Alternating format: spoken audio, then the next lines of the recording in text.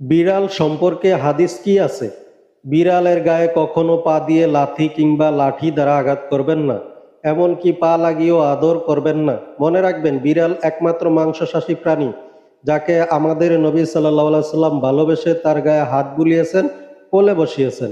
বিড়াল সেই প্রাণী যে পবিত্র কাবার গিলাফে গা লাগিয়ে ঘুমায়। বিড়াল সেই প্রাণী যার জন্য মক্কায় মুসল্লিগণ কাতার ভেঙে দাঁড়ায়, তাও তাকে কেউ স্থান থেকে উঠায় না। বিড়াল সেই প্রাণী যাকে পানি পান করার জন্য মক্কায় আলাদা লোক নিয়োগ দেওয়া হয়। বিড়াল হাদিসে বর্ণনাকৃত একমাত্র সুস্পষ্ট প্রাণী যাকে বেঁধে রেখে কষ্ট দিয়ে মারার জন্য এক নারীকে জাহান্নামে নিক্ষিপ্তের ঘটনা আছে। বিড়াল সেই প্রাণী যার মুখ লাগানো এটো খাদ্য মা আয়েশা মুখে নিয়েছেন। বিড়াল সেই প্রাণী যার জিহ্বা চাটা পানিতে আল্লাহর হাবিব ওযু করেছেন। বিড়াল সেই প্রাণী যার পরিচয় পরিচিত প্রিয় সাহাবী ও সর্বাধিক হাদিস বর্ণনাকারী আবু হুরায়রা রাদিয়াল্লাহু তাআলা আনহু।